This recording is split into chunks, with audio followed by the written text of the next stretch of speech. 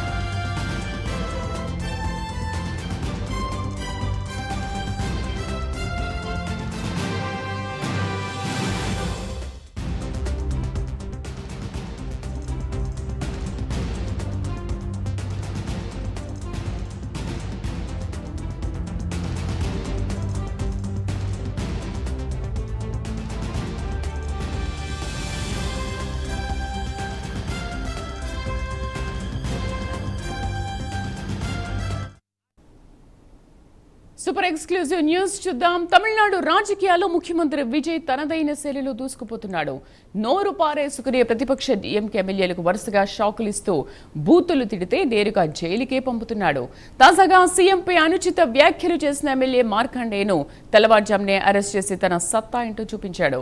విజయ్ తీసుకుంటున్న ఈ కఠిన నిర్ణయాలతో అక్కడ నేతలు మాట్లాడాలంటేనే భయపడుతున్నారు. కానీ మన ఏపీలో మాత్రం పరిస్థితి పూర్తిగా భిన్నంగా ఉంది.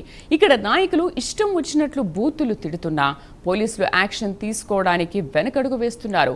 చట్టం తన పని తాను చేస్తే దానికి కులం, రంగు పులిమి, కక్ష సాధింపు అంటూ పెద్ద పాలిటిక్స్ చేస్తున్నారు.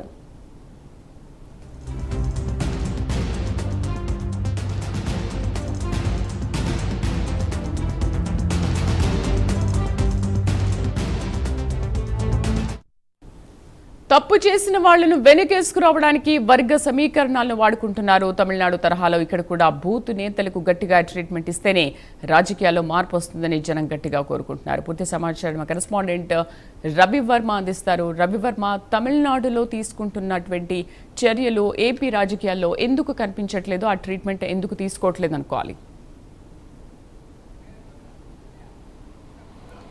శ్రీదేవి, ఇవాళ రాజకీయాలు హాట్గా సాగుతూ ఉంది. ముఖ్యంగా తమిళనాడులో చూస్తూ ఉంటే డిఎంకే పార్టీకి సంబంధించినటువంటి ఎమ్మెల్యేలు ఎవరు బూత్ పురాణం పట్టించినా అటువంటి వారిపై కఠినంగా చర్యలు తీసుకునే అవకాశం అయితే తమిళనాడు ప్రభుత్వం ఒడిగట్టిందని చెప్పి భావించవచ్చు. ముఖ్యంగా మార్కండేయులని ఎమ్మెల్యే సీఎం విజయ్ని దూషించడంతో ఒక్కసారిగా ప్రభుత్వం కూడా కఠినమైన నిర్ణయాలు అయితే తీసుకునింది. ముఖ్యంగా రాత్రి అతన్ని అరెస్ట్ చేసి తీసుకెళ్లడం సర్వత్రా చర్చనీయాంశంగా మారింది.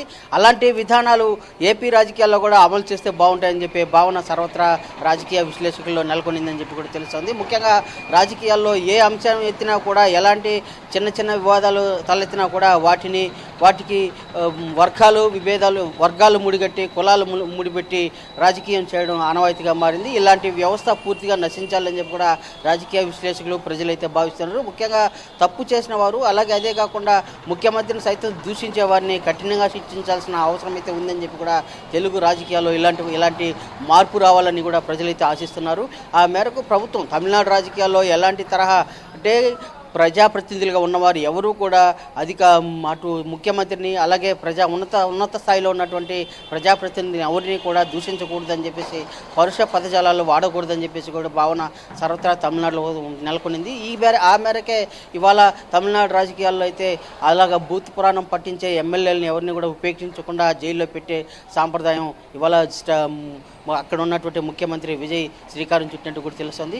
అలాంటి సాంప్రదాయాన్నే ఏపీ రాజకీయాల్లో కూడా అమలు చేయాల్సిన అవసరం అయితే ఉందని కూడా స్పష్టంగా తెలుస్తుంది. ముఖ్యంగా ప్రతిపక్ష నాయకులు అంటే ఏ చిన్న ఇష్యూ వచ్చినా కూడా వర్గాలకు ముడిపెట్టి, కులాలకు ముడిపెట్టి వ్యాఖ్యానించడం ఎంతవరకు సబబు అని చెప్పి సర్వత్రా చర్చనీయాంశంగా మారింది. ఇలాంటి వాటి పట్ల ప్రభుత్వం కూడా కఠినంగా వ్యవహరించాల్సిన అవసరం ఉందని చెప్పి కూడా ప్రజలు అయితే భావిస్తున్నారు. ముఖ్యంగా బూత్ పురాణాలు పఠించే వారి మీద మరింత కఠినంగా వ్యవహరించాల్సిన అవసరం అయితే ఉందని చెప్పి కూడా ప్రజలైతే భావిస్తున్నారు. ఆ దిశగా ప్రభుత్వం కూడా ఇలాంటి వాటి పట్ల పునరాలోచించి తగిన చర్యలు చేపట్టాల్సిన అవసరం ఉంది. రాజకీయాలు హుందాగా వ్యవహరించాలి తప్ప హుందాతనంతో కూడుకున్నటువంటి రాజకీయాలు ఉండాలి తప్ప బూతు పురాణంతో కూడుకున్నటువంటి రాజకీయాలు ఉండకూడదని చెప్పే భావన ప్రజలైతే కోరుతున్నారు, ఆ విధంగా ఆశిస్తున్నారు. రాజకీయ విశ్లేషకులు కూడా పేర్కొంటున్నారు. ఆ మేరకు ప్రభుత్వం విధానాల్లో కూడా అంటే ప్రభుత్వం తీసుకున్నటువంటి నిర్ణయాలు చర్యల్లో కూడా మార్పు రావాల్సిన అవసరం ఉంది. హుందాతనంతో కూడినటువంటి రాజకీయ విధానం ఏపీలో కూడా రావాల్సిన అవసరం అయితే ఉంది. ఇలాంటి వ్యవహార శైలి తమిళనాడు రాజకీయాల్లో అయితే ప్రారంభమైందని చెప్పి కూడా తెలుస్తూ ఉంది. అలాంటి విధానమే ఏపీ రాజకీయాల్లో కూడా రావాల్సిన అవసరం అయితే ఉందని చెప్పి కూడా రాజకీయ విశ్లేషకులు అయితే భావిస్తున్నారు. ఆ దిశగా ప్రభుత్వం కూడా పునరాలోచించి భూత పురాణాలు లేకుండా వాటికి పూర్తిగా వారి మీద స్వస్తి చెప్పాల్సిన అవసరం ఉందని చెప్పి కూడా ప్రజలు భావిస్తున్నారు. ఆ దిశగా పాలకులు కూడా ఆలోచించి తగిన నిర్ణయాలు చేపడితే మంచిదని చెప్పేసి సజావుగా ఆదర్శవంతమైన రాజకీయ విధానాలకు శ్రీకారం చుట్టాల్సిన అవసరం ఉందని చెప్పి కూడా రాజకీయ విశ్లేషకులు భావిస్తున్నారు. ఆ దిశగా ప్రభుత్వం పాలకులు యోచించి తగిన నిర్ణయాలు తీసుకుంటారని చెప్పి కూడా యోచిస్తూ ఉన్నారు. Sridevi. Right Ravivarma, thank you.